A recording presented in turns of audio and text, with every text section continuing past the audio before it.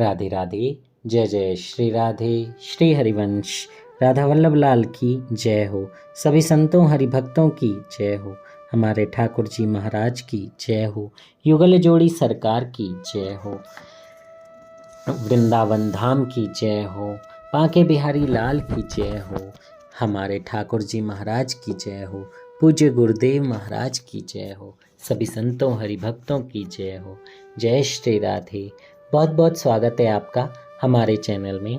हम ठाकुर जी के कृपा पात्र संतों के चरित्रों को श्रवण कर रहे हैं। साधु और संत हमें अच्छे मार्ग पर चलाने के लिए अपने जीवन को में कितना कुछ न्यौछावर कर देते हैं, वो भी इसलिए कि वो अपने लिए नहीं लेकिन समाज के लिए कुछ करते हैं। उनका अपना जीवन तो ठाकुर जी ने पहले ही संभाला हुआ है, इसलिए तो वो सच्चे साधु हैं, संत हैं। वो तो हम जैसे अधमों को सही राह पर चलाने के लिए ही अपने जीवन को न्यौछावर करते हैं, वरना उन्हें क्या मतलब। ठाकुर जी को मतलब है तो हमसे, और उनसे ये मतलब है कि वो उनके सच्चे भक्त हैं, उन्हें प्राप्त कर चुके हैं। बस हर जन्म में उनकी भक्ति चाहते हैं और इसलिए ठाकुर जी अलग अलग रूपों में, अलग अलग दिशाओं में, अलग अलग नामों में और अलग अलग कहानियों में उन्हें हमारे पास भेज देते हैं, ताकि उन्हें सुनकर, उनके जीवन के बारे में जानकर, उनकी गाथा सुनकर हम थोड़ा सा अपने जीवन को अच्छी जगह पर ले जा सकें। क्योंकि एक बार जीवन अच्छी राह पर चला तो फिर चलता ही रहेगा। आइए इसी श्रृंखला में आज हम प्रभु अतुल कृष्ण गोस्वामी जी की कथा का श्रवण करेंगे, जिसके लेखक हैं आचार्य श्री प्राण किशोर गोस्वामी। जय हो। जय श्री राधे। तो आइए आज की कथा का श्रवण करते हैं और अपने ठाकुर जी से प्रार्थना करते हैं कि वो हमारी इस कथा को ध्यान से सुने और हमें आशीर्वाद देते रहें। श्री चैतन्य महाप्रभु के नित्संगी श्री नित्यानंद प्रभु के वंश में 13वीं पीढ़ी में प्रभु अतुल कृष्ण गोस्वामी का जन्म संवत 1925 विक्रम संवत की कार्तिक कृष्ण दशमी की रात्रि को हुआ। उस समय बंग देश में घर घर महाशक्ति की पूजा हो रही थी, मंत्र उच्चारित हो रहे थे। ऐसे पुण्य काल में श्री अतुल कृष्ण गोस्वामी शिशु रूप में अवतीर्ण हुए। उस समय महामाया की पूजा का मृदंग मानो मंगल वाद्य बजा, शंख ध्वनि ने विजय घोषणा की। वैष्णवी शक्ति के आवाहन मंत्र उनके जन्म काल का स्वसित वाचन बने। कलकत्ते के शिमोलिया गांव उनके आविर्भाव से कृतार्थ हो गया। बाल्यकाल में अध्ययन किया, यौवन में उस्ताद रखकर संगीत की शिक्षा प्राप्त की और गया के पंडा कन्हई लाल से इस राज बजाना सीखा।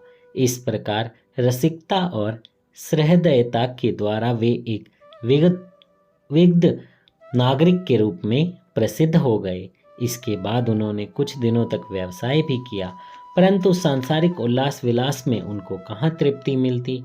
उनके अंतःकरण में तो अंतः सलीला फल्गु के सदृश भक्ति की धारा प्रवाहित हो रही थी।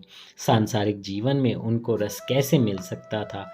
फिर तो उनका मन सत्संग की ओर झुका। श्री रामानुज अनुयायी वासुदेव महाराज, पुरी धाम के बड़े बाबा जी, बंगाल के प्रसिद्ध तांत्रिक साधक तारा शेपा, वृंदावन के बाबा रामकृष्ण दास जी, सुप्रसिद्ध महात्मा पागल हरनाथ, परमहंस रामकृष्ण, राजपुताने के खंडारी बाबा, सच्चिदानंद बालकृष्ण ब्रजबाला, वृंदावन के गावरिया बाबा, श्री विजय कृष्ण गोस्वामी महाराज प्रभृति साधकों के सत्संग और प्रभाव से उनके जीवन में नवजीवन का संचार हुआ। जय हो। जय श्री राधे। सभी संतों की पहले तो जय बोलिए और देखिए। इसलिए मैं सबसे पहले भी यही बोल रहा था कि संतों के जीवन से जो प्रभाव पड़ता है वो यही पड़ता है कि एक अंधेरे में, एक कुएं में, एक नाली में गिरा हुआ आदमी भी उठकर दोबारा से एक अमीर बन सकता है। वो अमीर किसमें जिसमें उसे प्रभु की भक्ति मिल जाए, ऐसे साधुओं की कृपा मिल जाए, संतों का आशीर्वाद मिल जाए और इनके द्वारा प्रभु की चर्चा हो और वो सुनने का मौका मिल जाए। ये संतजन सिर्फ और सिर्फ हमारे कल्याण के लिए ही आते हैं। जय हो। वे खड़दा के श्री श्याम सुंदर की सेवा करने में लग गए और वे एक महान साधक थे। लक्ष्मण शास्त्री द्रविड़ महाउपाध्याय, प्रथमनाथ तर्कभूषण महोपाध्याय, फणी भूषण तर्कवागीश आदि विद्वान उनके प्रभाव से गौड़ीय वैष्णव धर्म में अनुरत हुए थे। गौड़ीय वैष्णव सम्मेलन के वे प्रतिष्ठाता और सभापति थे। उनका जीवन प्रेम, भक्ति और वैराग्य के साधन में अतिवाहित होता था। वे एक प्रसिद्ध वक्ता और शास्त्र व्याख्याता थे। उन्होंने जो उदार मत और साधन की पद्धति चलाई, उससे अनुप्राणित होकर सहस्त्रों भक्तों ने वैष्णव धर्म को अपना जीवन आदर्श बना लिया। वृंदावनीय रस की साधना में उनके जीवन में मूर्तिमंत हो गई थी। कभी कभी वे प्रेम समाधि में लीन हो जाते थे।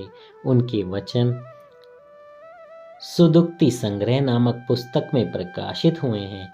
नानान निधि, भत्तेत्तर जय, पुजार गल्प आदि ग्रंथों में साधना और अनुभूति के विचित्र विन्यास साधकों को विस्मित कर देते हैं।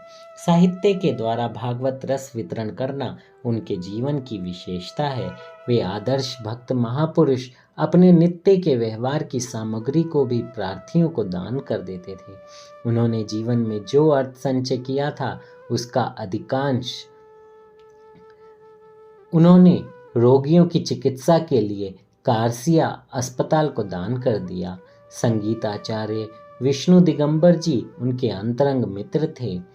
कासिम बाजार के राजा स्वर्गीय मणिचंद्र नंदी उनके प्रधान अनुरागी भक्तों में से थे।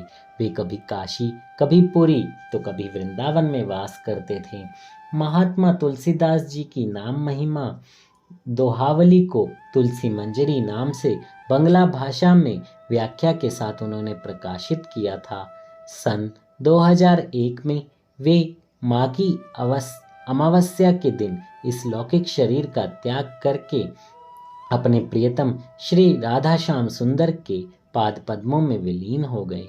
उन्होंने कहा था, भक्त की जय हो, वह महान है, वह नित्य प्रकाश रूप है। भक्त स्वयं प्रकाश भगवान को भी प्रकाशित करता है, इसलिए भक्त भगवान से भी बड़ा है। जय हो। जय श्री राधे। कितनी बड़ी बात है इस लास्ट लाइन में, भक्त की जय हो, वह महान है, नित्य प्रकाश रूप है। भक्त स्वयं प्रकाश भगवान को प्रकाशित करता है, इसलिए भक्त भगवान से बड़ा है। क्यों हम साधु संतों के साथ रहने के लिए व्याकुल होते हैं? क्यों हम वैष्णव जनों के साथ जब होते हैं तो भगवान की चर्चा करते हैं? क्योंकि सच्चा वैष्णव आपको भगवान के मार्ग पे हमेशा आगे लेकर जाएगा। उसके साथ जब आप बैठेंगे तो वो आपसे भगवान की ही बात करेगा, कोई भी सांसारिक बात नहीं करेगा। इसलिए कहा जाता है, सभी संत जन महात्मा यही कहते हैं कि वैष्णव जनों का संग कीजिए, उनके साथ रहिए, उनसे सीखिए, क्योंकि वो आपको शारीरिक बंधनों से हटाकर आध्यात्मिक मार्ग पर आगे बढ़ाते हैं। जय श्री राधे। श्री हरिवंश। बोलिए अतुल कृष्ण गोस्वामी जी की जय हो। जय श्री राधे। हमारे ठाकुर जी महाराज की जय हो। अगर कथा कहने में मुझसे कोई त्रुटि हुई हो तो मुझे क्षमा कर दीजिएगा। इससे आगे के प्रसंगों को और आगे के संत चरित्र को हम कल श्रवण करेंगे। जय जय श्री राधे। जय जय श्री हरिवंश।